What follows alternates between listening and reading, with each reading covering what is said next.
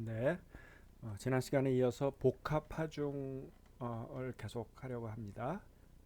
지난 시간에도 강조해서 얘기를 했지만 우리가 8장에서 배운 여러 가지 응력 해석 기법, 여러 가지 응력 해석을 구하는 응력에 대해서 뭐 많이 공부를 했고, 이제 그 대상인 거죠. 말하자면 그거를 이제 지난 시간에 쭉 복합하중에 대해서 우리가 응력을 구하고 그 다음에 이제 주응력은 어떤지 이런 것들을 이제 공부했습니다.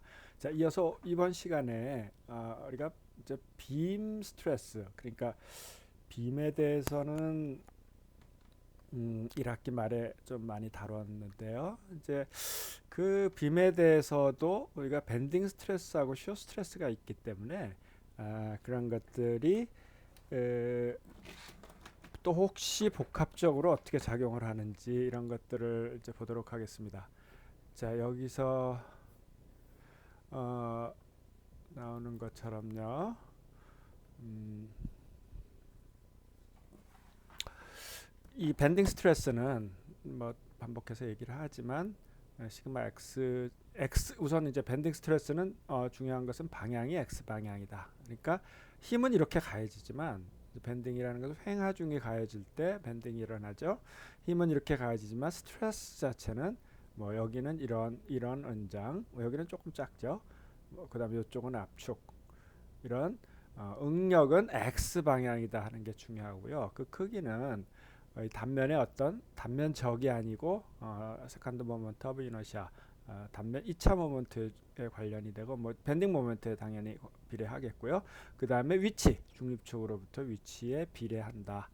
그래서 이제 이 경우는 텐션, 컴프레션이 이렇게 작용한다. 뭐 이런 것들을 많이 공부했고요. 그래서 이제 빔에서 보면 이 밴딩 분포가 이거를 분포로 보면 지금 이와 같이 밴딩 스트레스는 되고 또 시어 스트레스는 이제 단면 모먼트 그다음에 거기에 그 순간에 그 우리가 지금 하려고 하는 이제 이게 하나의 x, y의 함수니까요. 그 하려고 하는 그 위치에 이제 폭 이제 단면이 뭐 만약에 이렇게 있다 그러면 여기를 지금 하고자 한다면 이 폭을 얘기하는 거죠. 그 다음에 v라는 이제 시어 포스하고 그 다음에 이제 q라는 거 이제 단면 1차 모먼트가 이제 여기에 대해서 단면 1차 모먼트죠. 자, 이런 거에 대해서 우리가 빔인 경우 단면이 네모이거나 동그라미이거나 이런 거에 대해서 이렇게 2차로 밴딩이 변한다 이런 얘기를 했었습니다. 그래서 이번에서는 어, 이 아주 간단한 이제 빔의 형태를 놓고 그러니까 심플 빔의 어, 그 일정한 하중, 분포 하중이 가해지는 이제 이런 문제를 놓고 우리가 이제 스트레스가 어떻게 되는지 한번 쭉 관찰해 보도록 하겠습니다. 어, 뭐 1학기 때 많이 했지만 다시 한번 이렇게 쉬운 문제를 한번 다시 보면 첫 번째는 뭘 해야 되죠? 네, 첫 번째는 일단 우리가 정력학적으로 이것들의 어, 아이고,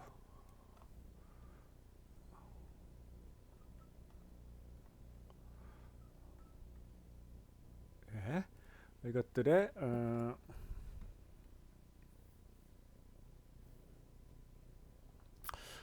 반력을 먼저 구해야죠. 그래서 이제 요 지금 바운더리 컨디션을 떼버리고 그 대신에 여기에 반력을 구하면 W라는 것은 분포 하중이죠. 그래서 거기다 길이를 곱해야 힘이 되니까 여기서는 반력이라는 힘은 이 W 곱하기 전체 길이 L을 뭐골 양쪽에 균등하게 받는다. 그래서 2분의 1, 2분의 1 이렇게 우리가 쓸 수 있고요.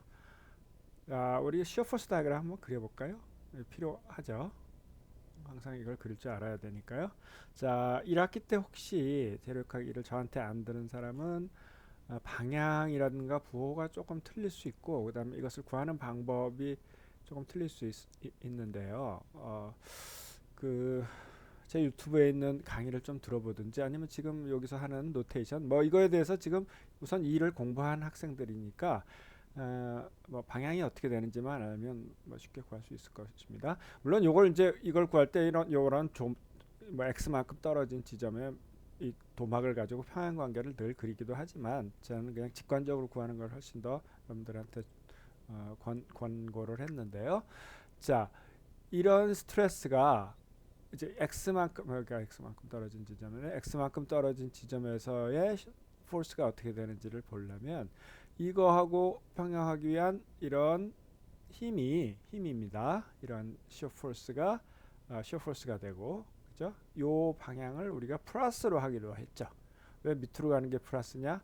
밑으로 가는 게 정확하게 얘기하면 플러스가 아니라 이렇게 작용되는 걸 우리가 플러스로 한 겁니다.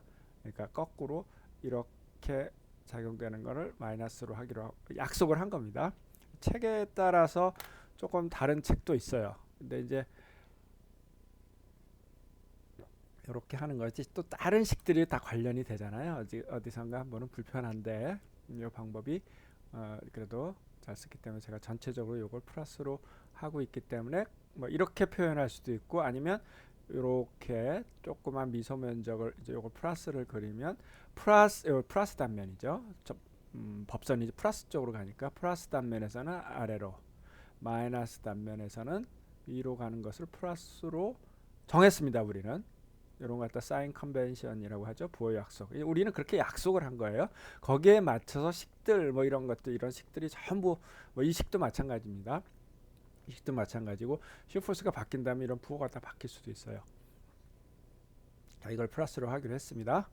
그러니까 이렇게 작용되니까 이 크기는 어떻게 되나요? 이것이 이제 힘이 그냥 자 지금 두 가지가 있죠.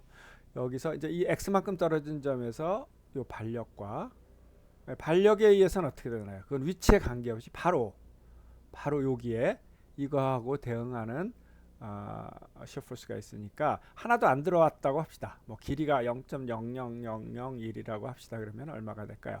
요 크기하고 똑같은 스트레스가 되죠. 여기서부터 시작을 하고 그 다음에 이제 x가 진행하니까 어떻게 되나요? 반대 방향의 힘이 요 발력하고는 반대 방향의 힘이 점점 와서 다 갉아먹어 가죠. 근데 그 크기가 얼만큼이에요? 이 중간쯤 오면 다 갉아먹겠죠. 그죠? 중간쯤 오면 요만큼에 해당하는 것이 바로 요거니까 중간쯤 오면 다 없어져서 이렇게 비례적으로 내려온다는 것을 우리가 충분히 생각을 해볼 수 있고요. 뭐 이쪽에서 한번 맞춰볼까요? 이쪽에서 요런 블럭을 한다 그러면 요거하고 대응하기 위해서 요런 시어 포스가 생기죠. 이런 시어 포스는 플러스 면에서는 이런 면이니까 우리가 플러스 면에서 이런 걸 갖다가 마이너스 면에서 올라가고 플러스 올라가는 걸 마이너스로 하기로 했죠. 그래서 바로 떨어진 지점에서는 마이너스 2분의 1 WL이 될 테고요. 그 사이를 되겠습니다. 자, 밴딩 모멘트는 어떻게 될까요? 너무 지저분하네요. 지우기. 어떨 때는 마우스 쓰는 게 좀 더 편하네요.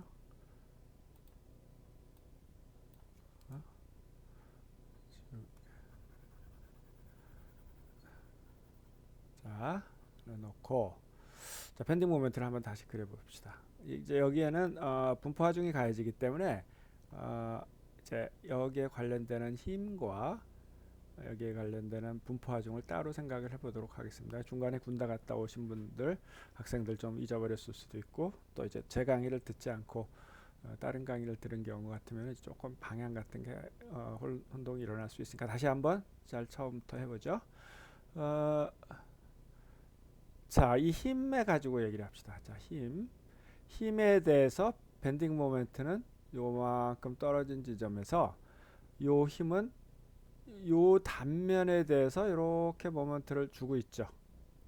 이제 그러려면 여기에서 대응하는 면이 내부에서 이렇게 작용돼야 뱅 돌지 않고 평형이 잘 이루어져 있겠죠. 이것을 우리가 밴딩 모멘트라고 하지 않습니까?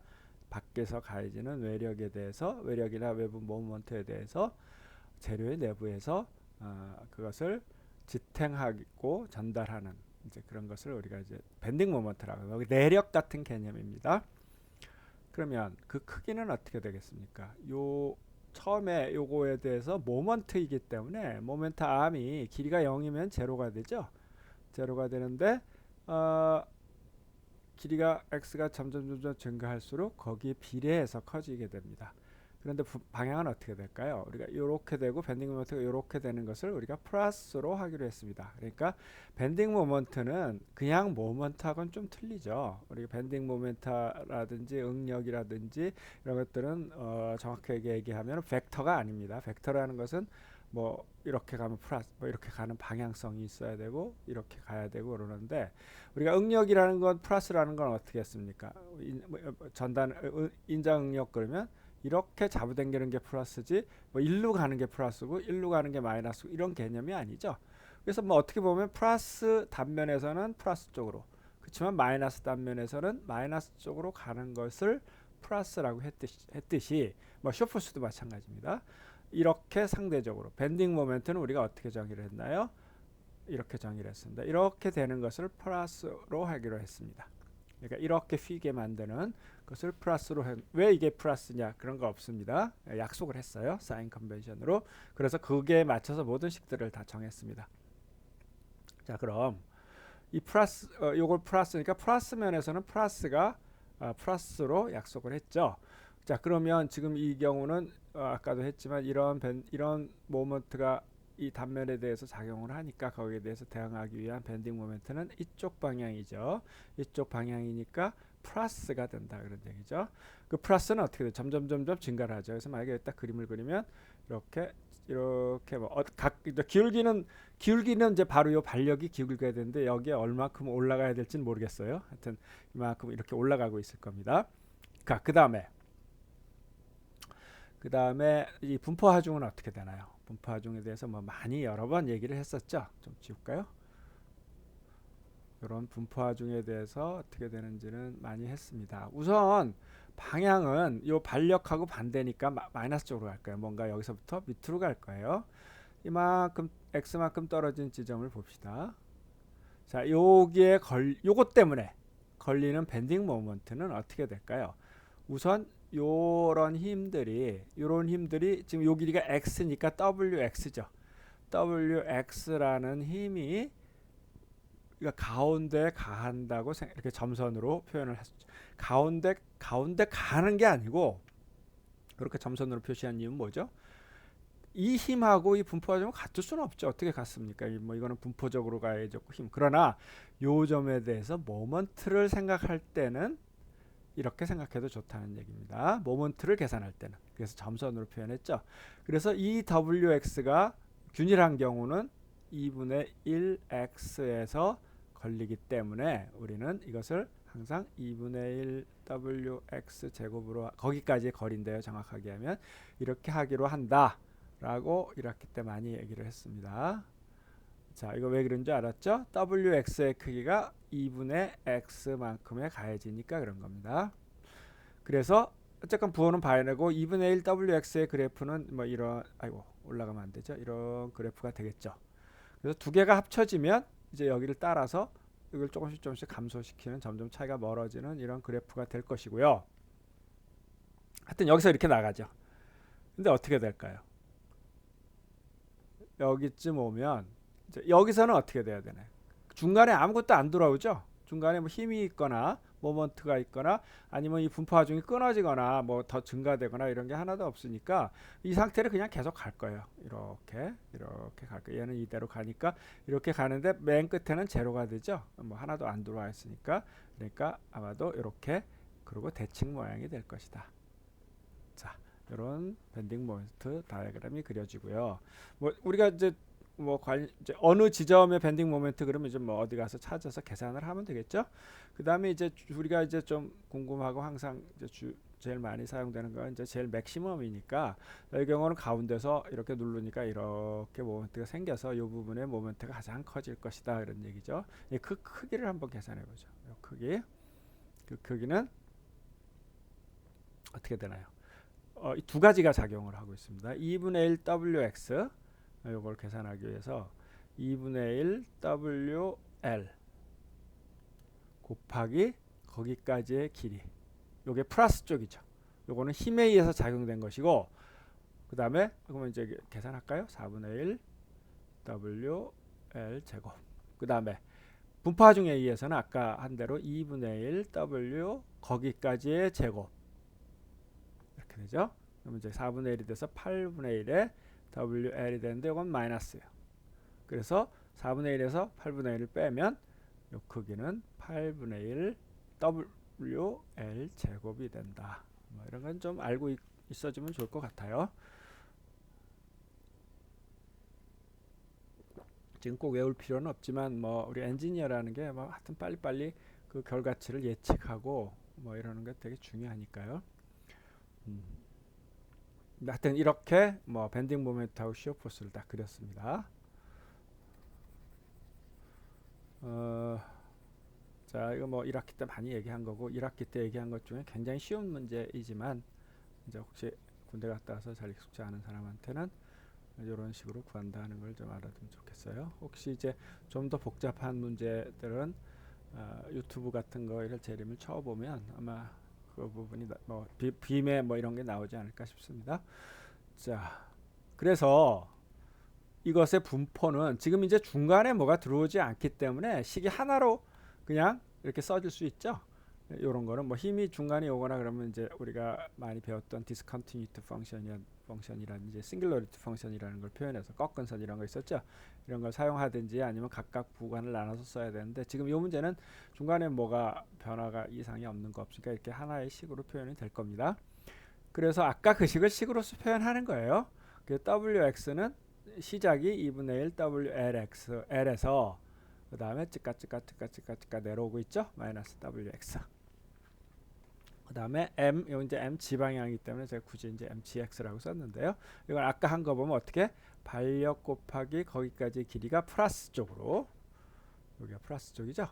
그 다음에 요 부분은 아까 많이 얘기했듯이 2분의 1 WX 제곱 이렇게 쓸 수 있다고 이제 얘기를 했었습니다. 그 다음에 이제 스트레스는 이렇게 되고, 그 다음 네모인 경우는 우리가 식을 이제 유도를 많이 했었죠. 여러 가지 방법으로 이걸 유도를 했었는데, 그러니까 렉탱귤러 크로스 섹션, 그러니까 직사각형 섹션에서는 뭐 이거 무슨 어디서 나온 식인가요? 이 식을 굳이 유도를 안 해도 알 수 있는 게 어떻게 요게 평균 전달 능력이죠. 우리가 1학기 맨 앞에서 배운 그냥 전달력이 작용되면 그걸 단면적으로 나눈 것을 평균 전달 능력. 그래서 뭐 그때는 타워 에버리지라고 이렇게 썼었어요.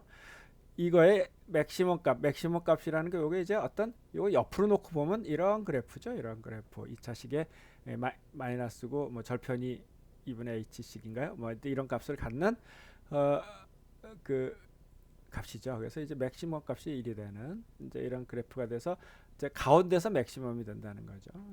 그래서 그 맥시멈인 맥시멈 값은 2분의 3배다. 다시 말하면 무슨 말이냐면 시어 포스의 크기를 표현하는데 물론 방향은 지금 이렇게 되죠. 이렇게 내려가는데 이걸 이쪽 방향으로 그려보면 이렇게 분포를 하는데 요 꼭지 값은 평균으로 그림을 그렸을 때 요거의 2분의 3배다. 그러니까 50% 정도 크다. 이렇게 얘기를 할 수 있겠습니다.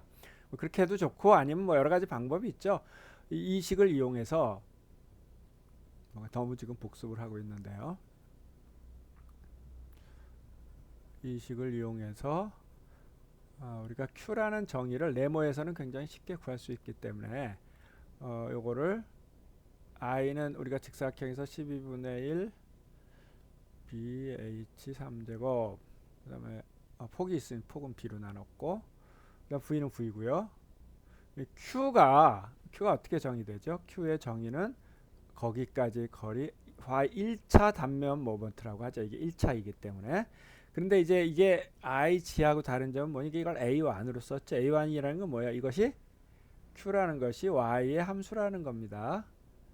IG라는 것은 어때요? IG라는 것은 에어리어 전체에 대해서 적분을 했죠. 다시 말하면 단면의 에어리어처럼 단면 모양이 정해지면 다 정해지는 어떤 단면에 관련된 것이고 이것은 Q는 단면이 있으면 어디 위치냐에 따라 Q 값이 틀려지는 이런 거죠. 그래서 이제 QI라고 썼어요. 물론 이것이 이제 X의 함수이기도 하고 Y의 함수이기도 하겠지만요. 그래서 이것을 좀 우리가 무게중심을 아는 경우는 어떻게 사용하면 좋다? 거기까지 하고 거기까지의 무게중심을 하면 이게 바로 무게중심을 구하는 원래 적분식이죠. 네, 그러니까 그렇게 사용합니다. 이 직사각형이 너무나 쉬우니까 Q가 어떻게 계산이 될까요? 중간이 가장 크고 중간의 값은 거기까지의 면적은 2분의 1 BH. 이제 네모의 반이니까. 그다음에 무게 중심 고 반이니까 4분의 h죠. 이렇게 계산하면 요 맥시멈 값이 뭐 얼마로 나오겠네, 그죠? 8분의 1, 2분의 3, 그죠? 2분의 3이고 b 하나 지워지고 h 두 개 져서 2b h분의 뭐 v 이렇게 되겠네요. 뭐 이렇게 맥시멈 값만 구할 때는 이런 식으로 구하는 것도 한 방법이죠. 자, 이제 그래서 우리는 이제 관심이 있는 거는 지금 뭐냐면 지금 이런 것들을 1학기 때 한 거고, 이 빔이 응력이 이제 두 가지로 바뀌고 있어요. 그죠? 하나는 빔이 밴딩 스트레스가 이렇게 지금 위에가 지금 이 경우는 위에가 이제 컴프레션이 됐고 밑에가 텐션이 되는 이 상태예요. 이런 상태. 이렇게 밴딩 스트레스 시그마 x가 이렇게 작용하고 있고, 그 다음에 타우 x 이제 그림은 이 그림이 이렇게 그려야죠. 이렇게 그려야 되는데 이제 분포의 크기로 보면 이와 같은 크기. 그러니까 뭐 그림을 그리면 이렇게 뭐 이렇게 그려지겠네. 이제 크기를 보면 이렇게 되죠. 그래서 이것이 이제 밑에서부터 밑이 이제 인장이기 때문에 밑에서부터 그린 거예요. 뭐 그다음 중간 지점 A, 그다음에 뭐 밑에 위에 지점, 그다음 뭐 중간 이런 지점에 대해서 응력 상태가 어떻게 되고 뭐는 어떻게 그려지며 주응력이 어떻게 되는지를 한번 계산을 해보려고 그래요. 그러니까 뭐 상태도 하고 이제 계산도 좀 언제든지 구할 수 있고요. 자, A점 맨 밑에 점이죠. 자, 이 경우에서 우리는 이 경우가 뭐 빔이 3차원 문제이지만 어떻게 돼요? 시그마 Y는, 그러니까 시그마 Y는 지금 어떻게 돼요? 이쪽 방향의 응력은 없죠. 왜 누르는 데 없을까요? 그러면 빔이 아니죠. 빔이라는 것은 충분히 길기 때문에 이렇게 누르면 이런 응력은 있을 수 있지만 이런 이렇게 받아주는 응력은 없는 거죠. 뭐 만약에 빔이 묵뚝해가지고 진짜로 한 이 정도 된다. 이 정도 돼서 힘을 가한다. 그러면 이건 빔이 아니죠. 이건 압축이 일어나겠죠. 당연히 이렇게 압축이 일어나겠죠. 이러면 빔이 아닌 거예요. 충분히 길어서 옆으로 힘을 가하면 휘청. 그래서 응력을 받아주지 못하는 그런 경우를 우리가 빔이라고 생각할 수 있어요. 이런 경우는 위 아랫면에서 뭐 인장 압축이 생기게 되죠. 그래서 하여튼 이런 빔의 상태는 언제나 시그마 y는 0이라고 할 수 있습니다. 그러니까 단면의 두께 방향으로는 0이라고 할 수 있고요. 자, A 상태는 그러면 시그마 x가 뭔가 값이 있어. 밴딩 스트레스가. 근데 플러스야.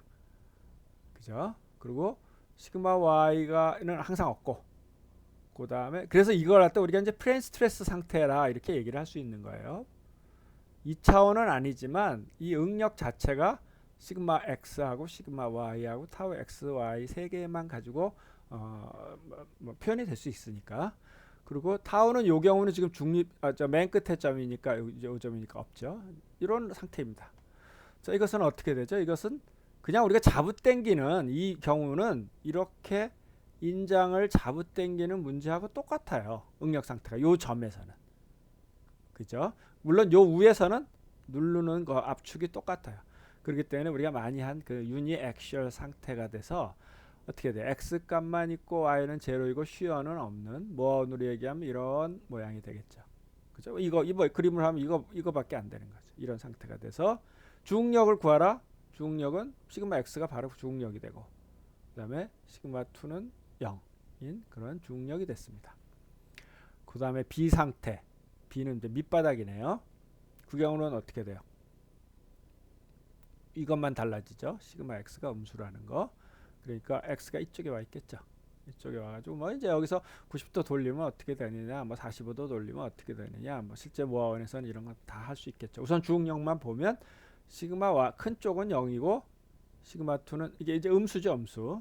이제 시그마 2는 이제 뭐 마이너스 숫자로 하면 마이너스 50 뭐 이런 값이 되겠네요. 자, 그 다음에 C 상태, C는 어디죠? C는 중간이죠. 중립축에서는 어떻게 되나요? 중립축에서는 밴딩 스트레스가 제로가 되고 뭐 시그마 y는 원래 있고 쉬어만 있는 그런 순수 전단 상태, 퓨어 쉬어 상태. 우리가 퓨어 쉬어 조건이 되는 게 어느 경우 있다 그랬죠. 물론 힘을 그렇게 적당히 어떤 빔이 있으면 퓨어 쉬어가 되도록 만들어 줄 수는 있어요. 네, 그렇지만 우리가 흔히 많이 나오는 경우는 빔의 중립축에 중립축에 왜? 노멀 스트레스가 없기 때문에요.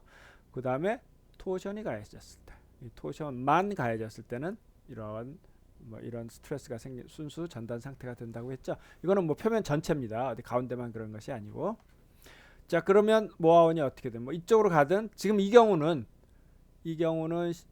C 상태니까 전단이 지금 이게 지금 어디를 그렸냐에 따라 좀 틀립니다. 이쪽을 그렸느냐, 빔에 이쪽을 그렸느냐, 이쪽을 그렸느냐에 따라 좀 틀린데, 막 이쪽이라고 한다면 어떻게 되나? 이렇게 시어가 일어나죠. 이렇게 시어가 일어나고 이쪽은 이런 시어가 일어나. 그 이쪽은 시어가 이제 마이너스가 되고 이쪽은 플러스가 됩니다. 근데 왜 여기가 마이너스냐? 자, 이제 여기서 한번 부호를 바꿔줘야 될 일이 한번 생기긴 해요. 우리가 전단을 이걸 플러스로 했기 때문에 한번 모순이 생깁니다. 근데 뭐 그건 어쩔 수 없죠. 이건 좀 나중에 얘기를 하고, 지금 이 경우는 값이 밑으로 작용하기 때문에 이런 모양으로 작용을 하기 때문에 우리가 x를 위로 놨습니다. 노트는 뭐 밑으로 크게 중요하지는 않습니다. 슈어가 이 값이 얼마든 이 값이든 이 값은 그렇게 중요하지는 않겠죠. 제로에서. 물론 인장 노멀 스트레스는 인장이냐 100메가파스칼이 가해졌는데 압축에 따라 요거는 재료에 따라서 많이 틀릴 수도 있습니다. 어떤 재료는 뭐 비슷비슷하고 100메가파스칼이 가해졌는데 인장으로 가해졌다, 또 압축으로 가해졌다, 어떤 게 위험하냐? 비슷한 재료일 수도 있고, 콘크리트 같은 재료는 어떤 재료예요? 그건 압축에 굉장히 강한 재료죠. 그러니까 주로 하중을 받는 건물이라든가 이런 데 많이 사용하잖아요. 그건 다 5배 정도 강합니다. 압축에. 그런 경우는 심각하게 문제가 될 수 있죠. 자, 하여튼 그렇게 돼서 뭐 이게 x가 위든 y든 상관없는데, 이제 이런 시어 상태라고 하면 x가 시어 스트레스가 마이너스니까 위로 올라간다고 하고, 그럼 90도 돌아간 상태에서 이 주응력은 바로 이 시어 스트레스의 값이 반지름이 돼서 주응력이 되겠죠. 그 주응력의 방향은 45도 돌아간 지점에서 가장 크다. 그 다음 이제 중간 지점은 어떻게 되나 봅시다. 이제 중간 지점은 시그마, 요거 D 상태하고 E 상태하고 틀린데요. D 상태는 경우는 이제 인장이고, 그리고 타우가 있어. 그죠? 그리고 E 상태는 요게 마이너스고 또 타우도 있어. 두 개를 한꺼번에 가지고 얘기를 해보죠. 어떻게 될까요? 원을 그려보면, 자, x가 플러스니까 우선 원이 그려지기 전으로 생각합시다. 요게 x가 이렇게 그려져 있고, y는 제로니까 y는 이 추구에 있겠죠. 그리고 시어는 뭐 지금 이 그림으로 한 마이너스니까 x가 위로. 그럼 하여튼 여기쯤 있고, 그 다음에 특징이 뭐냐면 y가 이 직선상에 있다는 거죠. 그래서 이렇게 이런 건 많이 그려지죠. 이제 x만 있고 시어가 있는 경우. 이런 경우의 특징은 뭐냐면 요것도 2분의 1 시그마 x고 요것도 2분의 1 시그마 x가 됩니다. 이건 모함을 해서 정확하게는 뭐죠? 2분의 1 평균값. 요거는 2분의 1 시그마 x 마이너스 시그마 y였죠. 근데 이제 0이 지금 시그마 y가 0이니까, 그래서 주응력은 뭐 이건 많이 구하는 식입니다. 중심의 값, 요 값이죠. 더하기 요 반지름. 그래야 요만큼이 되죠. 그럼 피타고라스 정리에서 2분의 1 시그마. 원래 여기 이제 마이너스 뭐 원래 시계는 들어가 있죠. 타우 xy. 시그마 2는 거기서 뺀 거. 그리고 주응력 방향은 뭐 이제 모아원에서 얼마든지 설명을 할 수 있겠죠. x축으로부터 얼마큼 돌아간지죠. 자, 이와 같이 타우 x는 요거의 반지름입니다. 요와 같이 우리가 빔에서는 뭐가 특징이냐면, 중간에 있는 점은 이 시그마 y는 제로이기 때문에 요와 같은 모양의 모원을 간다. 그러니까 이게 지금 이렇게 아래서부터 위로 쭉 갔을 때 말이죠. 한번 생각해 봅시다. 빔의 아래서부터 위로 이렇게 쭉 갈 때 모원이 어떻게 되나요? 처음에 이렇게 됐다가 뭐 중간에 이렇게 됐다가 가운데에서는 퓨어 시어가 됐다가 또 중간에 이렇게 됐다가 맨 마지막에 이렇게 붙는, 이렇게 모아원이 이렇게 쭉 가죠. 그러면 어디가 가장 크냐? 그 크기는 어떻게 되느냐? 중심이 움직이는 거 알겠. 크기는 이제 좀 더 정확히 다시 그리면요, 여기는 크고, 그거는 이제 노멀 스트레스하고 시어 스트레스의 값이 얼마냐에 따라 틀립니다. 근데 보통의 빔을 만들면, 우리가 빔이 모양처럼 되는 빔의 모양을 만들고 단면을 아주 이상하게 하지 않는 한 노멀 스트레스가 훨씬 큽니다. 밴딩 스트레스가. 그래서 제가 이거를 쉬어 스트레스하고 밴딩 스트레스하고 좀 비슷한 수준이 되려고 시험 문제를 한번 만들려고 만들었는데 도저히 나오지가 않아요. 너무나 이상한 모양이 나와가지고 이렇게 뭉툭한 모양이 나온다든지 빔이 아니죠 이거는. 그래서 노멀 스트레스가 사실 굉장히 큽니다. 그래서 사실은 이렇게 작아져요. 이렇게 작아져. 이렇게 작아졌다가 다시 커지는 이런 상태가 됩니다.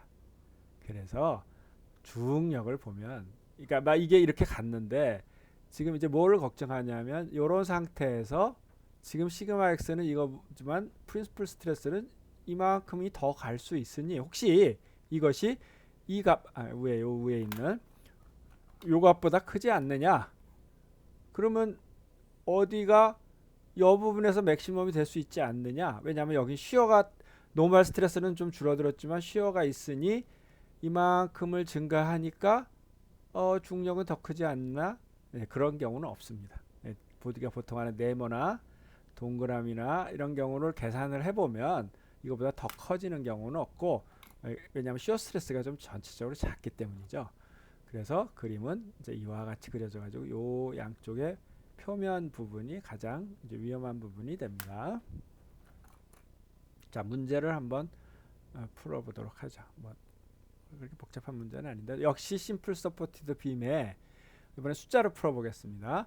2m짜리 이 길이를 가진 거에 중간에 힘이 가해지고 그랬을 때 뭐 이런 A, B, C, D 점 한 여기 또 중간점이네요. 50cm 정도 떨어진 지점에서 위에서부터 쭉의 중력들을 한번 구해봐라 라는 문제입니다. 자, 쇼포스 다이어그램은 어떻게? 자, 이 문제는 쇼포스 다이어그램하고 밴딩 모멘트 다이어그램이 좀 다르게 그려지죠. 이 쇼포스 다이어그램은 위로 이제 여기서 포스가 가해지고 더 이상 힘이 여기까지는 안 가해지기 때문에 여기까지 시어포스가 가해지기 때문에 여기의 반력은 이제 6씩이 되겠죠. 6kN씩이 될 테고 이 반력이 그냥 6이 되면 6이 되고 뭐 분파 중에 가해진 게 없으니까 그냥 쭉 가다가 12가 들어오면 반대 방향으로 12가 쫙 점프를 하죠. 여기가 12만큼 점프를 한 거죠. 뭐 그래서 마이너스 6이 될 것 같으네요. 그래서 맥시멈이고 미니멈이고 여기선 자시고 할 것도 없이 어쨌건 6이 하여간 제일 큰 값이고, 밴딩 모멘트는 역시 이 값이 그대로 쭉 올라가다가 얘는 계속 올라가는데 여기서 2배만큼 길기가 큰 것이 반대로 이렇게 내려가서 0을 만들기 때문에 결국 이제 요 점에서 가장 큰 그 크기는 6 곱하기 1m, 6kNm가 됐다. 예, 이렇게. 그리고 이제 단면적은 폭이 25이고 높이가 120인 이제 그런 상태의 단면적입니다. 뭐 이걸 구하기 위해서 여러 가지가 필요할 거니까 뭐 이런 것들을 좀 구해보죠. 에어리어 뭐 필요할지 안 필요할지 모르겠네요. 한번 구해봅시다. 25. 요거에 하면 이제 평균 값으로 따지면은 필요할 거고요. 평균 시어포스로 생각해서 하면요. 일단 구해놓어 봅시다. 20 곱하기 120, 3000제곱미터. IG 분명히 필요할 것 같죠? 12분의 1 BH의 3제곱을 하니까 보통 이제 I 값은 너무 많이 크기 때문에 12육승으로 표시를 했죠. 그리고 이제 Q를 계산해 보는데 이거 직사각형이니까 우리가 어느 지점의 직사각형은 잘 생각을 해 봅시다. A하고 E는 표면이니까 0이 되죠. A는 0이지만 왜 E는 0일까요? E는 자, 여기 중립축이 있는데 A는 면적이 없으니까 면적이 없으니까 뭐 길이가 제 아무리 뭐라고 하더라도 일단 0이고 그죠?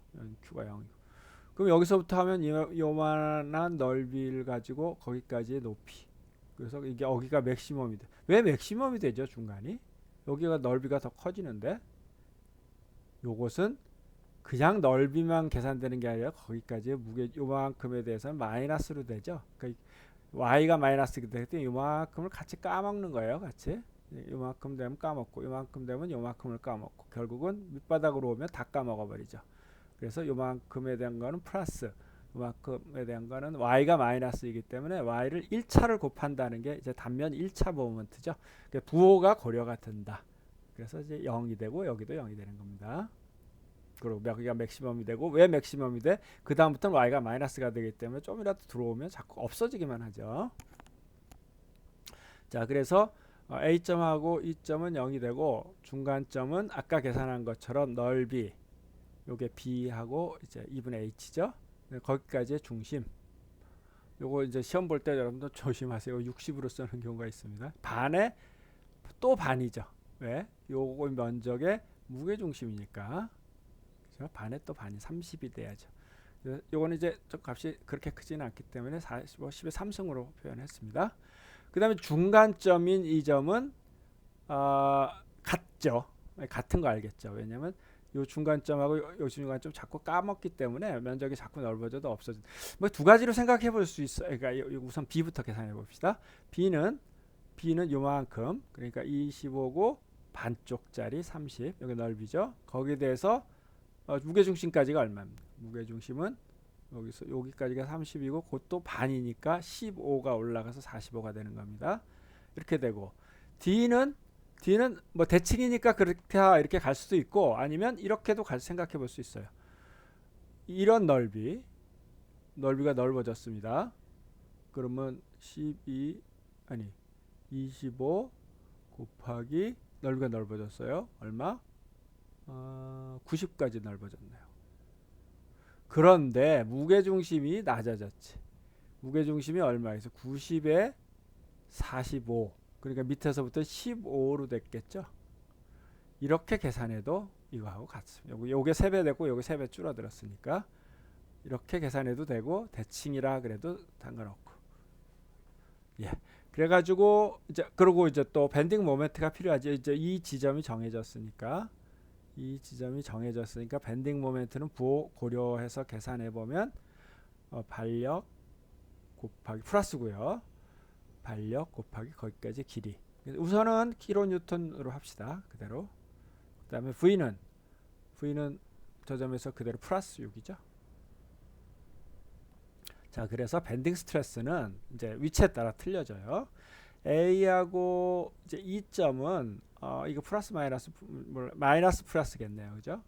A는 위니까 압축이 되고 마이너스 플러스. 그러니까 원래 식은 마이너스고요. 그다음에 이제 IJ가 아까 여기서 3.6, 그다음에 M은 여기 지금 킬로뉴턴을 뉴턴 밀리미터로 고치니까 10의 6승이 나와 있죠. 그다음에 높이는 A인 경우 플러스 60, B는 마이너스 60이니까 이렇게 돼서 원래 식에 마이너스가 있기 때문에 마이너스 플러스에서 50. 위에는 컴프레션 50, 밑에는 텐션 50. 그다음 중간 지점은 뭐 이건 똑같고 y만 틀려지죠. 중간에 반이 되겠네요. 그죠? 반. 이렇게 돼. C점은 중간이니까 없고요. 그다음에 시어 스트레스는 어떻게 분포를 하겠습니까? 시어 위에 아래는 Q가 제로니까 제로고 중간은 계산된 것들 아까 33.75로 계산이 됐죠. 그거를 넣어서 계산을 해보니 2.25가 되고 그 다음에 C점 가운데는 맥시멈 값이죠. 그래서 뭐 여기서 Q 구항 45를 가지고 계산해도 좋고 45 이 값을 45를 또 넣고 똑같이 이것처럼 계산해도 좋고 이건 어떻게 직사각형의 맥시멈은 에버리지의 직사각형 경우 2분의 3 원형인 경우 얼마였죠? 3분의 4 그런 값을 간다는 거 우리가 알기 때문에 이제 값은 3 타우는 3. 이 밴딩 스트레스에 비해서 한 10분의 1 정도밖에 안 되죠. 굉장히 작습니다. 자, 그럼 각 포인트에서 한번 생각을 해봅시다. A 포인트는 맨 위에요. 맨 위는 어떻게? 맨 위는 압축이 되죠. 이런 게 돼가지고 지금 이 값이 시그마 x, 이 값이 y. 그래서 프린트 중력은 큰 쪽이 0, 컴프레션은 그대로. 밴딩 스트레스 값이 아까 여기서 50이죠. 그 다음 B점에서는 어떻게 된다고 여기서 보면 B점에서는 시그마 x가 마이너스 25 뭐 이런 거죠. 시그마 x가 이걸 다시 쓰면 시그마 x가 마이너스 25 메가파스칼. 그 다음에 시그마 y는 없고 타우 xy가 얼마? 3 메가파스칼이 중간인가요? BD 2.25 이런 응력 상태가 되죠. 자, 이거 부호를 한번 우리가 하는 거대로 그대로 해볼까요? 시어 포스가 지금 플러스죠. 그리고 시어 스트레스도 플러스죠. 그러면 이렇게 그림을 그릴 수가 있겠죠. 그래서 이제 그런데 뭐 이거 시어 스트레스를 이제 만약에 여기서 한번 바꿔줘야 되는데 우리가 시어 포스를 이쪽을 플러스로 하기로 했죠. 그래서 시어 스트레스도 플러스가 나오면 이렇게 나옵니다. 근데 우리가 또 그 8장에서 할 때는 시어 스트레스를 이걸 플러스라고 하기로 했죠. 그래서 뭐 이걸 반대로 바꿔줘도 돼요. 이렇게. 근데 결국은 주응력을 구하거나 맥시멈 스트레스를 구하고 이런 거는 다 똑같죠. 그래서 뭐 큰 상관은 없습니다. 정확하게 따져줄 때는 우리가 여기에서 계산해서 나온 시어 스트레스 값은 이쪽 시어 포스에 의한 걸 플러스로 놨기 때문에 왜 이렇게 복잡하게 하냐 이걸 플러스로 그러면 다른 게 훨씬 더 복잡해집니다. 어떻게 뭐 그런 문제가 있어요. 어떤 책은 그걸 그렇게 플러스로 해서 쓴 책도 있어요. 식들에서 이제 굉장히 좀 복잡해지기 때문에 거기서 한번 꺾는 무슨 말인지 하셨어요? 자 이제 시어 포스는 우리가 이걸 플러스로 하기로 했고 그 다음에 이 8장에서 한 시그마 x 뭐 시그마 타우 x 이걸 플러스로 하기로 했죠. 그래서 이렇게 해서 나오는 시어 스트레스가 플러스가 나왔다면 그것은 여기서 볼 때 우리가 해석할 때는 마이너스가 된다 이런 얘기를 지금 얘기하고 있어요. 뭐 중력 구하고 이런 데는 관계가 없죠. 이거는 평균값을 구한 거고 그 다음에 반지름을 구한 거고 그 다음에 이제 그래서 주응력은 이렇게 된다. 더 작죠. 25.25가 아까 중력 이거보다 훨씬 작아졌죠. 그죠? 더 바깥쪽으로 이렇게 가서 이렇게 돼서 만약에 원이 이렇게 된다. 이렇고 얘는 막 이렇고 이러면 x가 있으니까 이게 더 바깥쪽으로 갈 수도 있겠는데 그럴 일은 없다 이런 얘기예요. 훨씬 작죠.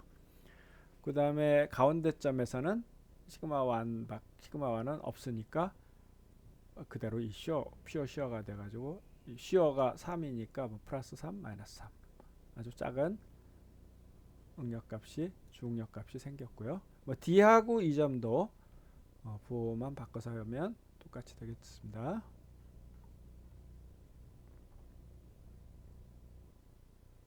자, 이래서 이제 우리가 빔에서는 결국은 표면값이 이제 중요한 역할을 합니다. 그러니까 우리가 여태까지 열심히 해왔던 응력 해석을 별로 할 필요가 없을 수도 있어요. 빔에서는. 왜냐면 결국 해보면 이 표면의 밴딩 스트레스에 의한 것들이 가장 파손에 직접적인 원인을 준다. 자, 그 다음에 이제 이 응력 해석의 마지막적인 것을 이제 하는데 이 부분은 나중에 기계 설계에서도 좀 중요할 수가 있겠습니다. 그러니까 실제적으로 페일리어가 언제 일어냐? 우리가 이제 주응력 구하고 최대 전단 응력을 구해가지고 뭐해 써먹었죠? 여태까지는 자 주응력을 구했습니다. 뭐 시그마 1하고 시그마 2, 뭐 시그마 1은 하여튼 플러스 쪽에서 의미가 굉장히 있는 거고 시그마 2는 마이너스가 간다면 이제 그 절대값이 의미가 있는 거고 타워 맥스는 또 타워 맥스대로 구했어. 여태까지 문제들은 다 어떻게 됐었죠? 자 그러면 중력이 중요하냐? 타워가 중요하냐? 그래서 여태까지 문제들 보면 어떤 문제는 허용 응력을 노멀 수직 허용 응력 그 다음에 전단 응력 그러니까 허용 전단 응력 그래서 뭐 이렇게 돼가지고 이 값이 100이다 이 값이 뭐 80이다 이래서 문제를 풀었죠. 그죠? 그래서 뭐 주응력하고 최대 전단 응력을 각각을 비교해서 이제 이렇게 보통 문제를 풀었는데 그럼 도대체 뭐에 다미넌트라는 게 뭐에 지배되느냐 그런 것들에 대한 이론입니다. 가령 뭐 이렇게 생각해 볼 수 있어요. 자, 100에 부서지는데 이게 100. 자, 여기는 이제 이렇게 된다면 딱 파손의 경계점이 있어요. 자, 근데 여기 10이 있다. 어떻게 되겠느냐? 그죠? 자, 이거를 우리가 여태까지 해석을 해보면 주응력이 100이 조금 넘겠죠. 110은 아니고 100이 조금 넘을 거예요. 뭐 응력을 보면 x가 여기가 100이고 시어가 y가 10이니까 뭐 이런 이제 뭐 시어가 지금 있을지 없을지 모르는데 이렇게 돼가지고 요거보다 조금 더 바깥쪽이 있을 수도 있고 없을 수도 있고, 그죠? 그래서 그런 것들에 대해서 여러 가지 티어리들이 있어요. 그랬다가 이제 failure theory라고 합니다. 파손 이론에 대해서 잠깐 한 2페이지 정도만 공부를 하려고 해요. 자, 그래서 이제 우리가 어떤 재료를 설계하는 데 있어서 재료를 설계하는데 뭐가 중요하냐, 뭐를 고려하냐에 따라서 이제 그렇다 우리가 mode of failure라고 얘기하는데 파손이 도대체 뭐 때문에 나가고 어떤 모양으로 나가냐, 실제로 부서졌을 땐 그거는 이제 재료에 따라 결론적으로 얘기하면 많이 틀립니다. 그래서 제일 어떻게 생각하면 이제 일딩, 우리가 여태까지 주로 초점을 맞춰온 게 이제 항복이 일어나지 말아야 된다. 항복이 일어나면 이미 망가진 거라고 할 수 있죠. 망가진 거라고. 영구 변형이 일어나기 시작하니까 더 이상 원래대로 돌아올 수가 없는 거죠. 이제 그런 경우는 보통은 이제 쉬어링 스트레스가 중요하다. 이런 건 주로 덕타일 머티리얼이 그렇습니다. 덕타일에 따라서 이제 좀 이거 거꾸로 얘기하면 금방 쉽겠네. 브리틀 머티리얼이 약간 반대게, 브리틀한 거 굉장히 잘 다 강하지만 잘 부서지는, 크랙이 잘 나고 막 이런 거 있죠. 네, 그런 재를 브리틀하다 그러고, 덕타일한 거는 탄소 함유량이 좀 많으면 브리틀하고 탄소 함유량이 좀 적어가지고, 그러니까 영강 탄소 함유량이 뭐 20% 이세가 2% 이내가 돼가지고 영강인 경우는 덕타일 머티리얼로 조금 좀 쭉 더 나가는 게 있습니다. 일딩이는 그런 경우는 쉬어링 스트레스가 중요하고, 프랙처 브리틀하게 나가는 것은 텐사일 스트레스가 중요해. 뭐 이렇게 보통은 이렇습니다. 보통은. 그래서 이런 걸 갖다 우리 일딩이라고 하고, 일단 일딩이 일어나고도 더 늘어날 수가 있어요. 그렇지만 일면 망가진 거죠. 프랙처는 그대로 파단이 나버리는 경우, 그런 재료들은 굉장히 브리틀한 재료는 파단이 나는데, 그것서 중요한 것은 텐사일 스트레스가 중요하다. 뭐 이건 일반적인 얘기들입니다. 그 다음에 이제 어떤 경우는 디폼 뭐 스트레스는 멀쩡한데 너무 많이 변형을 해가지고 뭐 어떤 불안전성이 일어나가지고 파손할 수도 있죠. 그래서 보통 이렇게 세 개 얘기를 하는데, 그래서 재료마다 어떤 재료에 따라서 좀 틀려요. 수많은 여러 가지 크라이테리어들이 발생을 했습니다. 그러니까 자, 여기서 아까도 다시 반복합니다. 여기서 100에서 나가는데, 자, 그럼 이게 90이고 여기가 50이면 어떻겠느냐? 괜찮으냐 안 괜찮냐? 요거는 파손 이론에 따라 틀립니다. 재료에 따라 틀리고, 이것이 나가느냐 안 나가느냐는 뭘 가지고 얘기할 것이냐에 따라서 틀립니다. 예, 그렇기 때문에 이건 100에서 이게 딱 경계라고 하면 이게 문제가 되겠느냐 안 되겠느냐, 뭐 중력을 배워보면 되지 않겠느냐, 먼저 그런 생각을 할 수 있죠. 그게 이제 하나의 중력설입니다. 이제 그러면 얘기를 한번 해보죠. 자, yield criteria, 항복 조건. 크라이테리아라는 건 뭐 이렇게 될까? 판별식이라고 할 수 있어요. 판별하는 거. 항복 판별식. 어떤 재료? 덕타일 머티리얼에. 그러니까 좀 잘 쭉쭉 잘 늘어나고 강하지는 않아도 뭐 갈대 같은 건가요? 그럴 때 그 일드 크라이테리아는 보통 두 가지를 우리가 얘기를 하는데요. 그런 경우는 두 가지를 가지고 따져주는데, 많이 뭐 이론들이 뭐 200가지도 넘습니다. 그리고 다 나름대로 어떤, 지금도 이론들이 뭐 이런 재료는 이렇게 하는 게 맞다, 저렇게 하다 맞다는데, 이거는 이제 잘 알려주고 우리가 설계에 많이 사용하는 이제 그런 것들이, 이제 실험에 의해서도 신뢰성이 입증된, 어느 정도 입증된 것들, 그리고 좀 더 일반적으로 사용할 수 있는 것들을 얘기하고 있습니다. 자, 첫 번째 이론은 맥시멈 쉬어링 스트레스 티어리. 딴 거 다 하고 맥시멈 쉬어 스트레스가 중요하다. 쉬어 스트레스 값만 갖고 따지자. 그 갖다가 이제 사람 이름을 따라서 트레스카일드 크라이테리아라고도 얘기를 합니다. 트레스카라는 사람 이름이에요. 맥시멈 쉬어링 스트레스 티어리. 이거 그대로 말을 쓰면 1등이 일어나기 시작한다. 언제? 맥시멈 쉬어 스트레스가, 자, 여태까지 우리 맥시멈 쉬어 스트레스 열심히 구했죠. 이제 모아원의 반경이 되죠. 이것이 일드 포인트에서 심플 테스트, 이제 우리 항상 이제 재료를 시험을 하지 않습니까? 이렇게 재료를 했을 때 이게 100메가파스칼에서 나간다. 그럼 쉬어루는 이게 이제 보통 반이죠. 이게 우리 1학기 때 이런 거 많이 했죠. 이 값은 이 쉬어의 이때 시그마가 x가 가지면 이때 쉬어는 요거 반이죠. 이런 걸 공부 많이 했었습니다. 뭐으로 생각해도 쉽고요. 뭐으로 생각하면 이런 건데, 맥시멈 시어 스트레스는 요 반이죠. 요 반. 뭐 이거라고도 할 수 있고요. 그랬을 때 심플 테스트에서의 이거는 이제 제로 상수예요. 제로 상수. 에서의 맥시멈 값이 됐을 때 일드가 일어나기 시작한다. 그냥 지금 복잡하게 썼지만 하여튼 일딩이 언제 일어나냐면 이 중에서 제일 맥시멈 시어 스트레스가 있는 부분이 있을 거 아니에요. 그 지점의 값이 심플 테스트 했을 때의 맥시멈. 요 값은 일드 스트레스의 2분의 1이 됩니다. 왜냐하면 요 조건이 2분의 1, 여기가 만약에 100이면 여기서 50에 나가죠. 이거하고 같다는 것이, 그러니까 뭐 이렇게 씁니다. 그래서 식으로 표현하면 이렇게 쓰는 2분의 1 다 빼버리고 요게 트레스카 일드 크라이테리아. 요게 그러니까 실제로 어떻게 아까 50이면 여기서 맥시멈 시어 스트레스를 구해요. 뭐 어떻게 구하겠죠, 그죠? 이렇게 뭐 x가 90이고 y가 10이고 그럼 시어는 없나? 없으면 하여튼 이런 점이 되고 그랬을 때 시어 스트레스의 맥시멈 값을 구해. 그랬을 때 그 맥시멈 값이 일드 스트레스의 반이 됐을 때 일딩이 일어난다 하는 것이 트레스카일드 크라이테리언 혹은 맥시멈 시어 스트레스 티어리, 최대 전단 응력설, 최대 전단 응력설이라고 합니다. 자, 이것이 이제 이론이에요. 이제 이게 끝이에요. 그러니까 여태까지 우리가 여태까지 한 방법으로 맥시멈 시어 스트레스를 구한 다음에 일드 스트레스가 100이다. 그러면 그거의 반인 50보다 크냐 작냐 이걸 따졌을 때 전단 파손이 일어나냐 안 일어나냐 이렇게 따져주는 거를 우리가 최대 전단 응력설이라고 합니다. 자, 우리가 요거는 그 못한 거는 우리가 많이 다루는 프레임 스트레스 문제를 한번 본 거예요.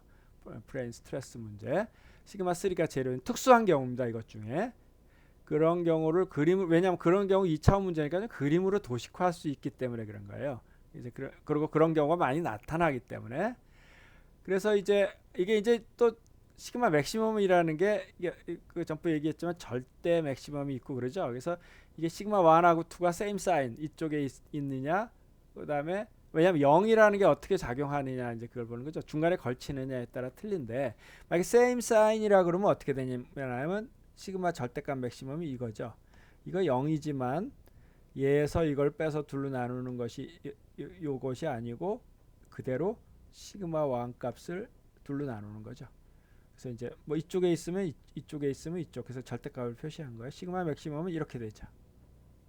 그죠? 혹은 이거 마이너스면 그럼 이것이 어떻게 될 때 2분의 1 시그마 y가 될 때 파손이 된다는 거죠. 그러니까 절대값이 이거를 보면 시그마 1이 0보다 작을 때, 그 다음에 시그마 2가 절대값이 y일 때. 자, 요것은 이제 요게 세임 사인이 되고요. 시그마 2하고 시그마 2가 어퍼짓 사인. 그러니까 뭐 하나는 플러스고 하나는 마이너스일 때는 뭐하고 하는 셀이 걸리죠, 그죠? 걸리면 이거의 맥시멈 스트레스는 0인 게 작용을 안 하니까 바로 요거죠. 그리고 요거의 맥시멈 시어 스트레스 값은 반지름이니까 여기서 이걸 뺀 거에 2분의 1일 것이고 그것이 2분의 1 시그마 y가 될 때 나간다. 그러니까 2분의 1 빼버리면 이런 상태가 되는 거예요. 자, 이 상태를 한번 그래프로 그려봅시다. 어떤 그래프로 그리냐면 여태까지는 우리가 먼 이런 데서 시그마 타우 그래프였잖아. 그게 아니고 2차원 평면이라서 이걸 시그마 1하고 시그마 2로 이렇게 보는 거예요. 그냥 x, y도 아니고 시그마 2하고 y 관계를 보기 위해서 그럽니다.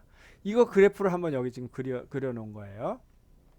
자, 시그마 축이고 시그마 2 축이야. 세임 사인이라는 건 뭐죠? 1사분면, 3사분면이 세임 사이즈. 요 경우는 어때? 이렇다. 요거 그래프 어떻게 되나요? 요거 그래프 요거죠. 요거 절대값이 시그마 1이 변수예요. 그러니까 뭐 이거 x라고 봐야 돼. x의 절대값이 뭐 10보다 작다 그러면 어떻게 그리죠? 10 여기서부터 여기까지인데 지금 1사분면만 얘기하니까 여기서부터 여기까지고 여기서부터 여기까지란 얘기죠. 이 얘기는. 근데 그게 1사분만 하고 3사분면만 그렇고 요 안에 들면 괜찮다. 그리고 어퍼짓 사인일 때는 이와 같이. 요거는 어떻게 되나요? 이거는 어떻게 우리 하죠? 뭐 3사분면일 때 4사분면일 때 틀리겠네. 요 경우는 3, 4분면, 2, 4분면, 2, 4분면은 시그마 x가 마이너스니까 여기 밖에 나오겠네, 그죠? 시그마 2 마이너스 시그마 1은 시그마 y. 이거 그래프 어떻게 되지? 이게 y고 x면 이런 그래프죠. 이런 그래프. 이거보다 작을 때. 그리고 이쪽을 다시 계산해 보면 이겁니다. 이거보다 클 때. 그래서 트레스카 일드 크라이테리얼이 하면 요 안에 들 때 괜찮다. 네, 그런 얘기예요. 무슨 얘기예요, 그게? 자, 아까 내가 처음에 시작해서 100인데 90, 50 괜찮냐? 90, 50은 어디예요? 90, 50이죠. 이 점이지. 이 점 괜찮다. 그죠? 이쪽은 부호가 같을 때 100, 100 괜찮다. 여기까지 괜찮은 거예요. 100, 100 다 괜찮다. 이게 트레스카 이론에 의한 거예요. 그리고 그 대신에 이쪽은 부호가 다를 때는 시그마 y가 만약에 100이면 시그마 x가 조금이라도 있으면 안 된다. 그럼 나가버리는 거예요. 그래서 요 안에 들어오는 게 트레스카 일드카라 프레임 스트레스에서예요. 평형 응력 상태에서 그림 그리면 요 안에 들어오는 것이 이제 한눈으로 보면 아까 내가 얘기했듯이 그러면 뭐 100, 110, 50 괜찮냐? 나가면 무조건 안 되죠. 여기는 나가면 안 되는 거죠. 100이라는 숫자보다 크면 무조건 안 되는 거죠. 자, 이렇게 그림을 그릴 수 있다는 게 우리가 최대 전단 응력설이에요. 뭐 딴 것도 있느냐? 딴 것도 있죠. 그 다음에 자, 최대 주응력설 그건 이제 덕타일한 재료는 안 돼요. 그래서 이제 제일 많이 쓰는 폰 마이세스 일드 크라이테리언, 이거 사람 이름이에요. 폰 마이세스라는 사람 이름이고, 이거의 수학적인 근거는 맥시멈 에너지 오브 디스토션 시어리. 그러니까 앞에는 시어 스트레스가 맥시멈이 됐을 때 나간다는 거고, 이거는 에너지가 맥시멈 디스토션, 뭐 이걸 갖다가 국어로는 최대 변형 에너지설, 변형 에너지설, 우리 책에 나와 있을 텐데요. 제가 이게 국어로는 공부를 잘 안 해가지고요, 확실하진 않은데 하여튼 이렇게 최대 변형 에너지설, 어떤 이론에 하면 에너지가 최대가 됐을 때, 변형 에너지가 최대됐을 때 나간다. 그래서 이거를 그 응력을 어떻게 정의를 했냐면 이렇게 정의를 했어요. 이것이 y가 될 때, 그래서 이것을 우리가 뭐라고 이거를 이렇게 정의한 것을 뭐 시그마 바로도 표현하고 시그마 2로도 표현하는데, 이거를 우리가 상당 응력, 상당 응력 혹은 유효 응력, 이런 식으로 표현합니다. 상당 응력은 equivalent 스트레스, 유효 응력은 effective 스트레스, 뭐 같은 뜻입니다. 뭐 무슨 뜻인지 대략 그 감이 잡히죠. 자, 이런 겁니다. 자, 어떤 사람이 와가지고 응력이 도대체 얼마야? 그러면 그게 우리가 재료역학에서 잘 배웠는데, 응력이 그렇게 수준으로 한마디로 얘기할 수, 온도나 길이처럼 그렇게 얘기할 수 있는 게 아니고요. 그것은 뭐 평년 응력인 경우 시그마 x, 시그마 y, 타우 x가 y가 있고요. 그런데 또 주응력이라는 게 있고요. 그건 방향에 따라 다 틀리고요. 뭐라고 얘기할 수가 없어. 그런 거 말고 응력 수준이 얼마야? 이제 그럴 때 쓰는 겁니다. 그럴 때 딱 이 사람이 폰 마이시스라는 사람이 이렇게 응력 수준을 얘기하면 거의 맞는다 하는 거예요. 그렇기 때문에 그것을 이퀴벌런트, 이게 물론 그냥 막 딱 떨어진 건 아니고 좀 복잡한 에너지 티어리를 써서 이제 유도를 한 거예요. 가장 변형 에너지가 맥시멈이 됐을 때 이제 파손이 일어난다는 개념을 가지고 이거 해석한 것처럼 이 사람이 해석을 한 거예요. 그래서 이퀴벌런트, 상당하다, 도대체 얼마큼 되는 응력이다. 그 다음에 뭐 유효하다. 그래서 이걸 마치 온도나 길이처럼 여기 응력 그거 한 90쯤 돼. 90 이렇게. 뭐 이거 응력 30 이렇게 얘기해. 마이너스는 없어요. 이거는 절대값이기 때문에 뭐 그렇게 얘기하는 응력 수준을 얘기할 때 많이 쓰는 식이에요, 이 식. 그래서 이제 시그마 바로도 쓰고 뭐 이퀴벌런트라 해서 시그마 2라도 쓰고 그렇습니다. 그래서 설계치에서 사실 이게 제일 많이 사용돼요. 왜냐면 응력을 어떤 숫자로 하기 좋거든요. 뭐 주응력 이런 거 안 구하고도. 이게 일드 스트레스에 도달했을 때, 이게 대표 응력이니까 이게 일드 스트레스에 도달할 때 파손이 된다 하는 것이 최대 변형 에너지 설입니다. 자, 그러니까 요거는 상당 응력의 정의고, 이런 이퀴벌런트 스트레스의 정의고, 요것이 항복 응력에 도달할 때 파손이 일어난다는 것이 맥시멈 최대 변형 에너지 설이라는 얘기죠. 폰 마이세스 일드 크라이테리아라고 합니다. 그래서 이걸 갖다 우리가 폰 마이세, 영어로 폰 마이세스, 뭐 여기는 프랑스인가요? 앞을 대문자로 쓰더라, 안 쓰고 소문자로 쓰죠. 폰 마이세스 스트레스라고도 합니다. 폰 마이세스 스트레스 혹은 이퀴벌런트 스트레스 혹은 이펙티브 스트레스. 자, 그래서 이 설계할 때 사실은 이제 좀 귀찮고 어차피 안전율을 조금 줘야 되기 때문에 항복 응력, 허용 응력 이렇게 주기도 하지만 그대로 이펙티브 스트레스하고 그대로 어떤 일드 스트레스하고 비교해 가지고 그대로 하나의 숫자로 비교하기도 합니다. 자, 하여튼 이론은 여기서 끝이에요. 그래서 중력으로 표현하면 이와 같이 표현했어요. 그래서 그거의 각각의 크기도 중요하고, 이 차이는 도대체 뭔가요? 이 차이는 보통 쉬어 스트레스의 항이죠. 어떤 거 두 개를 뺀다는 것은 그것으로 원을 만드는 원의 반지름, 뭐 지름 뭐가 해당하는 거니까, 이것들을 보면은 앞에 있는 이 크기 자체의 크기도 중요하고 그 차이도 중요하다는 것을 좀 포함하고 있어요, 식들이. 자, 그리고 앞에서 했던 것처럼 우리가 프레임 스트레스에서는 그러면 이 XY 시그마 Y1, 시그마 2 프레임에서는 어느 범위인지 이렇게 좀 보기 좋게 하기 위해서 그걸 조금 식을 가지고 만지작거려 볼게요. 너무 복잡한 게 많네요.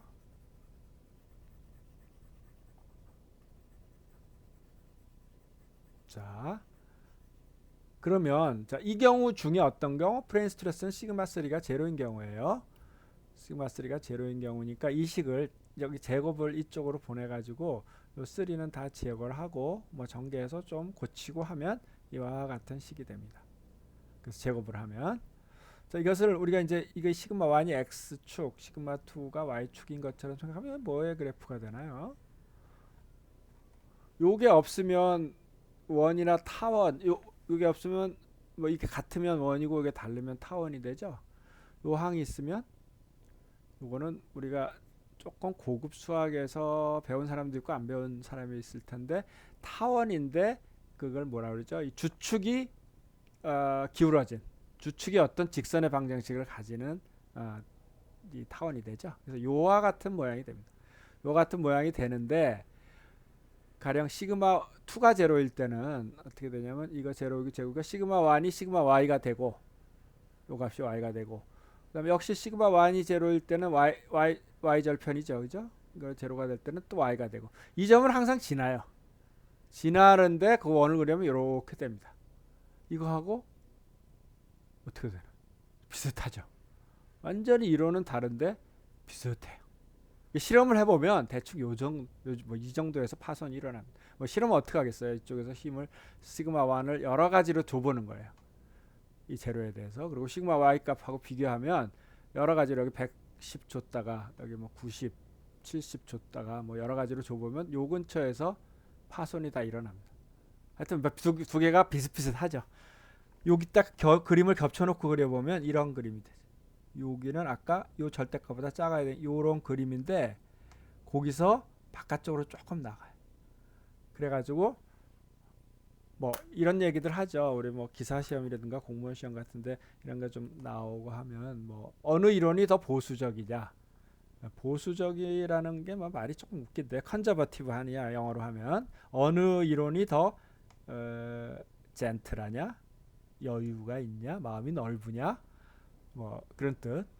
어디가 마음이 넓어요? 얘가 좀 마음이 넓죠. 파손이 된다는 것을 조금 안 된다고 너무 이거는 빡빡하게 잡은 거고요, 그죠? 스트릭트하다고 얘기하죠. 고지 곧대로 한 거고, 얘는 조금 더 여유가 있죠. 그래서 뭐 문제에서 뭐 그런 게 있어요. 트레스카 일드 크라이테리어는 포바이세스 최대 변형 에너지설에 비해서 좀 더 관용적이다. 맞아요, 틀려요? 안 맞죠? 이게 더 관용적이죠. 뭐 관용적이란 말을 쓸 수도 있고 포함한다 뭐 이렇게 쓸 수도 있고 그래요. 자, 무슨 뜻인지 알겠죠? 하여튼 완전히 다른 이론 같은데 그림은 비슷하게 나오네요. 이건 프레임 스트레스인 경우야. 시그마 3가 제로인 경우 시그마 1과 시그마 2의 관계를 보면 이 안에 들어가더라. 역시 부호가 틀릴 때는 이것도 상당히 거치네요. 자, 그다음에 이번에 이제 브리틀 머티리얼 때까지 그 덕타일 머티리얼에 대해서 했는데 브리틀 머티리얼에서는 그것도 이제 페일리어 크라이테리어라기보다 이제 프랙처 크라이테리어라고 합니다. 이제 파손이 팍 나가버리니까 이 경우는 뭐가 중요하냐면 맥시멈 이게 바로 이제 주응력이죠, 그죠? 이 주응력, 맥시멈 노멀 스트레스라는 게 주응력의 정의죠. 이렇게 되든지 혹은 이렇게 되든지 절대값의 크기 마이너스 쪽으로 많이 가면 이게 일드 스트레스에 도달할 때 나간다. 우리가 여태까지 했던 열심히 구한 주응력이 어떤 점에 도달할 때 나간다. 시그마 1의 절대값이 어떤 U로 굳이 쓴 이유는 이제 일드 스트레스가 아니라 요거는 얼티미트 스트레스죠. 이거 팍 나가는 이제 일드 스트레스는 여기라 그러면 이제 이렇게 해서 이렇게 나가는 이 얼티미트 스트레스를 얘기하죠. 그것이 도달할 때 나간다. 그럼 이거는 그림을 그리면 어떻게 되겠어요? 그 네모죠, 그죠? 이 안에 들어온다. 이거 부호의 구별도 없이 이게 다 포함하죠. 이렇게 되고 트레스칼 디크레이터는 이걸 잘라버렸고 그 다음에 폼마이시스 일디크레이터는 이렇게 있고 요거하고 요거는 서로 조금 더 나간 게 있네요. 요 부분 얘는 요 부분이 나갔고 얘는 요 부분이 나가서 어떤 게 더 안에 완전히 포함된다고는 할 수 없겠네. 하여튼 이거는 뭐 그냥 간단합니다. 주응력이 절대값이 주응력을 구해가지고 우리 뭐 모원이나 여러 가지 해가지고 여태까지 구했잖아요. 그래서 그 값이 일드 스트레스, 얼티미트 스트레스보다 작으면 끝, 다 괜찮다 이런 얘기죠. 이쪽에 이거는 이쪽에 100이 가해지는 게 맥시멈이에요. 이쪽에 50이 가해지든 뭐 70이 가해지든 99가 가해지든 100만 넘지 않으면 다 이 안에 들어오기 때문에 그러니까 이 점이나 다 괜찮다 그런 얘기를 하고 있는 거예요. 자, 이런 이제 대표적인 거예요. 이게 좀 오래되고 여태까지도 잘 사용하고 있고 뭐 특수하지 않고 그냥 일반적인 재료에 크게 나눠서 덕타일한 재료와 브리틀한 재료에 잘 맞는 이론을 이제 세 가지를 여러분들한테 소개를 했어요. 문제 몇 개를 풀어보죠. 어떻게 문제가 풀릴까요? 자, 프레셔 베셀에 이제 하중이 가해주고 있어. 프레셔 로딩이 가해주고 있어. 베셀에. 자, 이 클로스드 실린더예요. 그러니까 원통형이고 그러면 이제 머릿속에서 시그마 1, 시그마 2 값이 있겠구나 이렇게 생각할 수 있죠. 다이아메터는 뭐 티크니스가 굉장히 작으니까 뭐 내경, 외경 이런 거 따지지 말고 하여튼 다이아메터가 600mm이고 티크니스가 12.5mm인 뭐 그렇게 큰 건 아니네요. 1m도 안 되는 그 정도의 실린더가 있어요. 뭐 컴프레서 정도 되겠는데요. 보일러나. 일드 스트레스는 시그마 250이야. 스트리고 덕타일 머티리얼. 그리고 안전율을 2로 잡아주기로 했어. 뭐 이 얘기는 뭐 하여튼 저기 허용 응력이 125라는 얘기죠. 자, 그랬을 때 가해줄 수 있는 각각의 이론에 의해서 덕타일 머티리얼이라고 그러니까 우리가 맥시멈 시어 스트레스하고 맥시멈 폼마이시스 일디크라이테리아 두 가지를 여기서 두 가지를 생각을 해줄 수 있죠. 덕타일 머티리얼에 의하면 얼마까지 압력을 가할 수 있느냐 하는 것이 문제예요. 여기서 지금 압력이 주어지지 않았죠. 기하학적인 게 주어졌고 그 다음에 일드 스트레스가 주어졌어요. 자, 그럼 뭐 하여튼 응력들을 좀 먼저 구해봅시다. 그 실린더리컬 그 프레셔 베셀은 이렇게 돼가지고 이쪽이 뭐 y 방향이라도 좋고 이쪽이 시그마 1이 2배가 되죠. 이쪽에 비해서. 그래서 그 크기는 t분의 pr. 그다음에 이쪽 방향은 길이 방향 2t분의 pr. 그래가지고 어떤 피해식으로 구할 수 있죠. 뭐 이게 소문자인데. 그래서 t분의 12.5분의 r이니까 반 300하면 이제 24p. 압력을 24배 증폭을 했다고 볼 수 있어요. 응력은 굉장히 큰 거죠. 뭐 이런 이제 응력이 구해졌어. 그러면 맥시멈 시어 스트레스에 의하면 어떻게 된다고? 이게 제로이니까 이가 같은 부호이고 맥시멈 시어 스트레스는 어떻게 되나요? 지금 이제 그림으로 하면 1, 2, 1, 3가 되니까 맥시멈 시어 스트레스는 결국 시그마 1의 반이죠. 24p에 하고 0, 시그마 3는 0. 이게 지름을 얘기하는 거죠. 이거의 반, 이게 타우 맥시멈이죠. 이것이 어떻게 됐을 때 2분의 1 곱하기 요거 125가 됐을 때. 위에 2분의 1 들어가죠. 이건 지금 슈어 스트레스여야 되기 때문에 이제 이런 경우 이게 시그마 x면 이쪽에 45도 방향이 맥시멈이 나는데 이쪽에 맥시멈은 얼마? 2분의 1 시그마 x가 되죠. 그래서 반. 그래서 이걸 계산하면 P가 5.2 이론에 의하면 5.21 메가파스칼까지 괜찮다. 내분요. 뭐 이거는 50, 뭐 우리가 보통 이걸 기압으로 따지면 얼마가 되죠? 1 킬로파스칼이 52기압 정도 되는 것 같은데요. 굉장히 높은 압력입니다.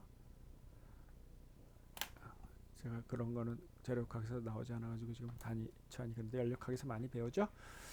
자, 그 다음에 폰 마이시스 스트레스에 의하면 이런 식이 항복 응력에 도달할 때 항복은 이제 우리가 뭐 세이프티 팩터를 이루어놨으니까 이게 125에 도달할 때 나간다. 그럼 이걸 그대로 다 넣어봅시다. 시그마 1은 24p, 시그마 2는 12p, 시그마 2는 12p, 시그마 3는 0. 그래서 이거는 계산이 그대로 되죠. 계산을 쭉 해보니까 루트 432p가 됩니다. 뭐 p는 바깥으로 나오고 그게 125일 때 나간다. 그러면 p는 6.01 메가파스칼. 조금 더 얘가 보수적이네요. 그죠? 얘가 좀 스트릭트하고 얘는 좀 마음이 넓죠. 그래서 맥시멈 이 이론에 의하면 6.01 메가파스칼까지 괜찮고 맥시멈 시어 스트레스에 의하면 5.21 메가파스칼까지 괜찮다. 뭐 그러면 뭐 두 가지를 다 고려한다면 이제 더 보수적으로 하려면 이것만 써야 되겠죠. 그죠? 또 뭐 이것도 우리가 최대 주응력설로도 계산할 수 있을 거예요. 최대 주응력설은 24p가 이거는 이제 덕탈 머티리얼이니까 이거 쓰면 안 되지만 만약에 주응력설하면 이게 얼마일 때? 125일 때. 이게 바로 최대 주응력설이죠. 정확하게 최대 인장 응력설. 그죠? 그럼 얼마가 되나? P를 124를 24로 나누면 5하고 125 한 5.2 2하고 뭐 2하고 그다음 0이겠네요. 그죠? 2.2520 5.21 정도 되겠네. 반올림 이거와 같을 것 같아요. 그죠? 플러스 쪽이기 때문에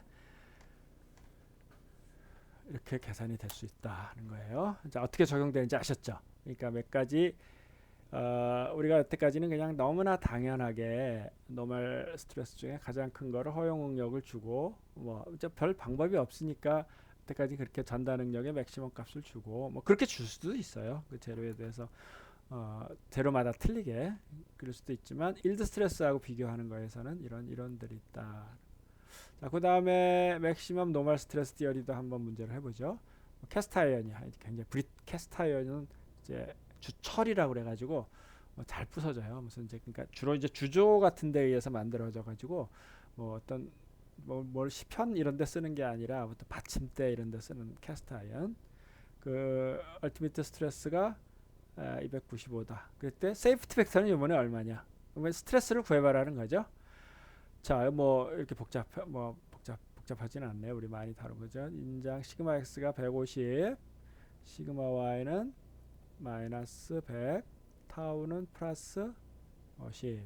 이런 상태에서 뭐 주응력을 구하라는 거죠. 그죠? 맥시멈 노멀 스트레스에 하면 주응력을 빨리 구해야죠. 근데 이것도 숫자로 다 나와 있으니 우리 뭐 어떻게 해요? 뭐 원이 이렇게 x 값이 플러스고 y 값이 마이너스가 되고 시어가 플러스니까 x가 밑으로 오고 뭐 대략 이런 그림이 된다고 하고 그러면 주응력을 어떻게 구하죠?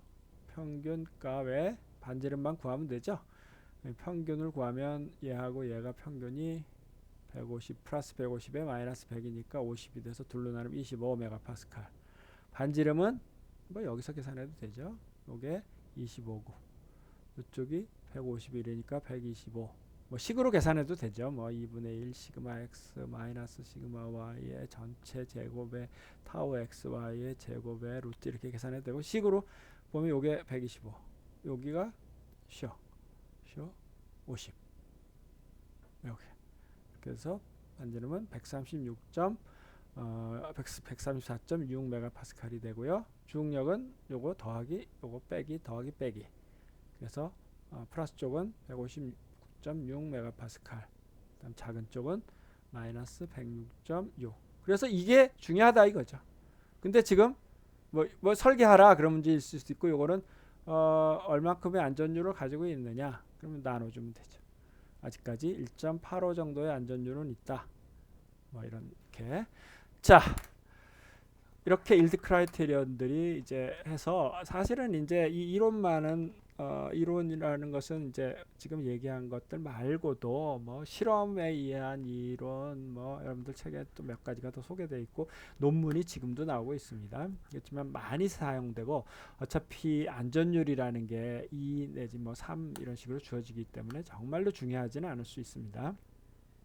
그런 것을 하는 방법까지 해서 우리가 이 학기의 재료역학기의 절반 부분, 그러니까 응력 해석에 관련되는 부분을 이제 다 마쳤습니다. 중간고사 범위는 여기까지 되도록 하겠습니다.